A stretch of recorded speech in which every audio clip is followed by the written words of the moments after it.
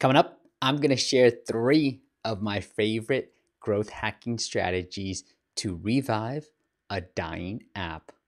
Stay tuned.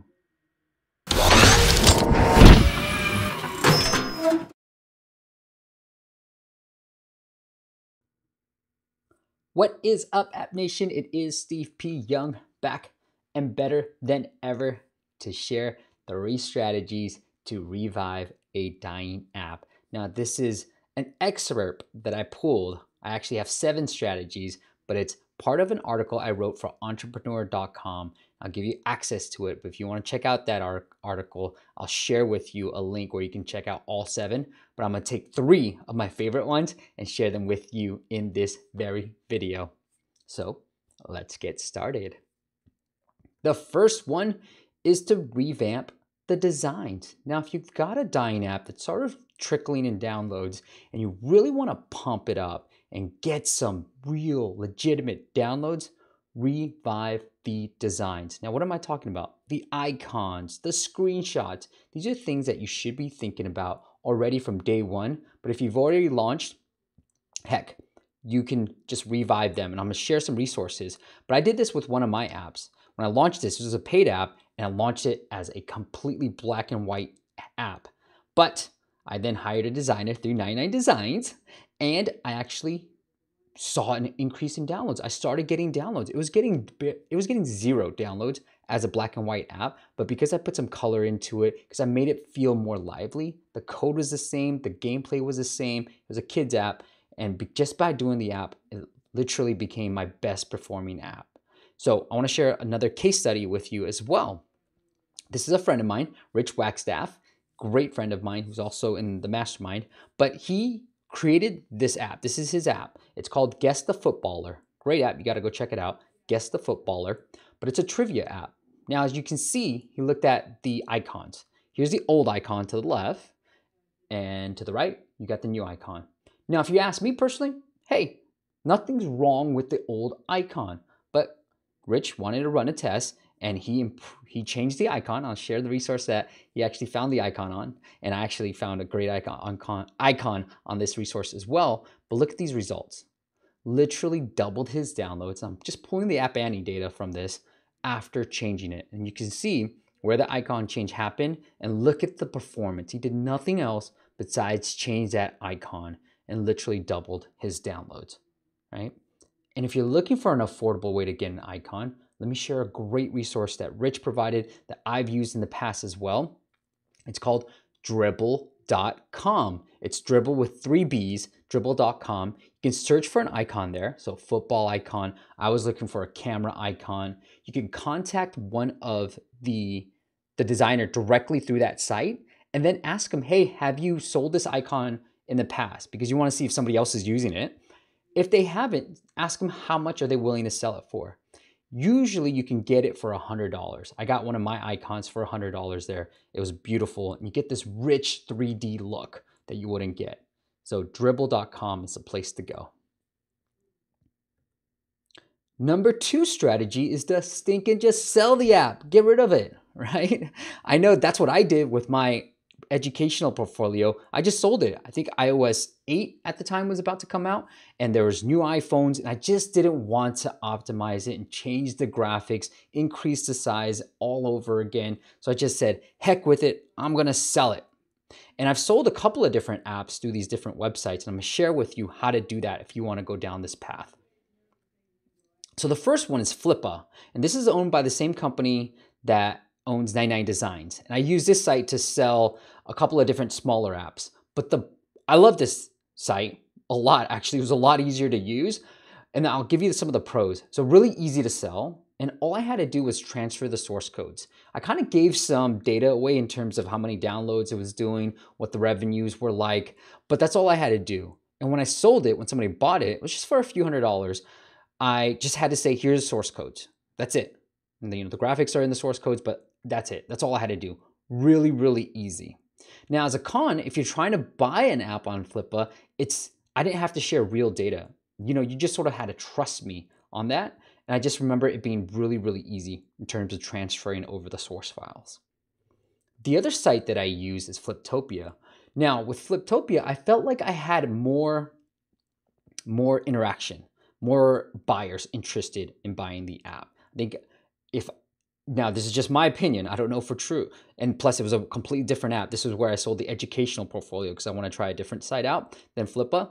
But my opinion was I was getting a lot more interest from Fliptopia than I was from my other one. I think the key way to do this would be to sell the same app on both platforms and see what you're able to get. But I'll just share with my experience. So my experience is a whole different portfolio that I'm trying to sell here.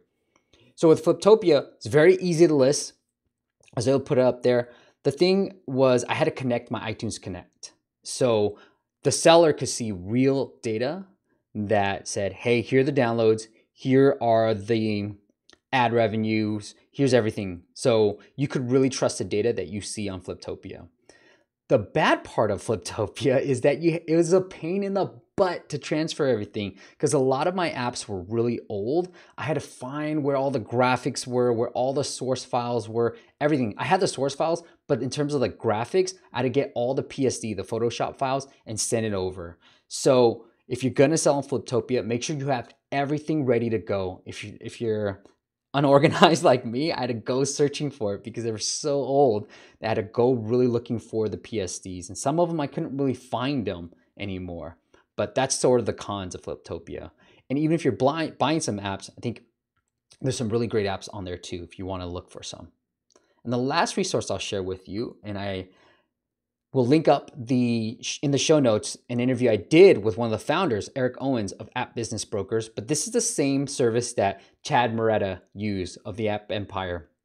Moyo Okome, who's a friend of mine, he used to sell his app business for multiple six figures on App Business Brokers. So if you've got a really big portfolio, you're generating a lot of good money from it, I think App Business Brokers is probably the better way to go. If you got a really big, the two ones, the previous two, I think they're great for smaller apps.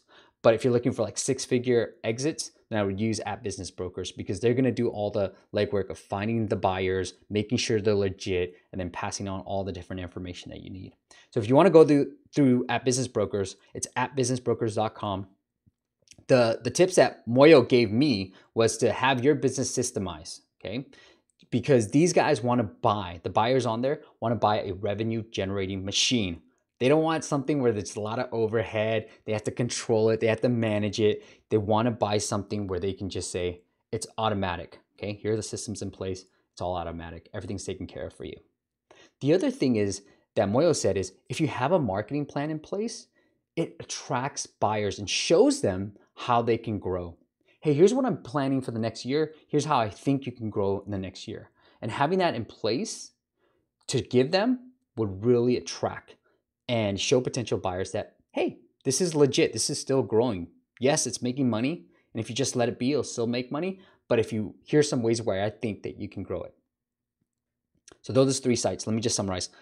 Flippa, Fliptopia, and App Business Brokers. And the last strategy that I want to share with you is one of my favorite strategies. I've been doing a lot of this stuff. Run a paid to free campaign.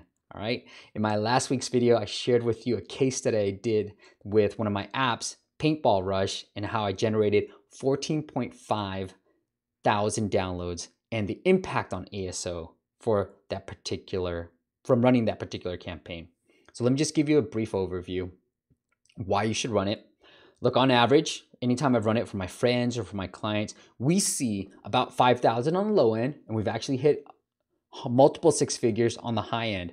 Now, it's been far fewer in terms of hitting multiple 6 figures for the downloads, but anywhere from, I would say, 10 to 20,000 to even 40,000 is what you're gonna see on average when you run this campaign in a couple of days. So if you just imagine this. How much would you have to spend on Facebook ads? How much would you have to spend on chart boost ads to get the same amount of downloads, right? And people can say, well, they're incentivized because it's free right now, blah, blah, blah. I don't care. I think, frankly, I just want to get people into my apps and I want them to start playing so I can get some feedback. The other thing is I've seen an increase in sales after the campaign for my paid apps. So this campaign is you make a paid app for free, or if you have a free app, you can make one of your in-app purchases for free. And I've also seen an increase in in-app purchases for free apps. I'm gonna link it up in the show notes. Go check out that video if you haven't watched it, but it's great. I share all the numbers about what happened after the paid to free campaign or during the paid to free campaign as well. So you can see the real numbers. I'm not just making this stuff up, okay? And for those who want to run this, so what can be paid? What can be free? It's paid apps. Make sure if you have a paid app, you don't have ads in it. Even if you have free app, make sure you don't have ads in it. For app advice, they don't want to cover it. You can make your remove ads in-app purchase for free, and that an app advice will cover it, but make sure that ads are not there, okay? The in-app purchases can be free. So they must be non-consumable. What that means is you get it once, you buy it once, you get it forever, right? It's not like gems or coins where you can continually buy, hit buy and spend like $10,000 in a couple of days. No, it's one of these things where you, like a remove ads or a character, you buy once and you get it forever. And I've actually made virtual goods for free. So if you got these characters or weapons or anything like that that you want to make for free for a couple of days, I ran this campaign just for virtual goods. These are where you need gems to buy, right? So it works, and it works like a charm. I love this campaign. And if you want to get access to my course for this campaign, it's appmasters.co/P, the number 2F, appmasters.co P2F.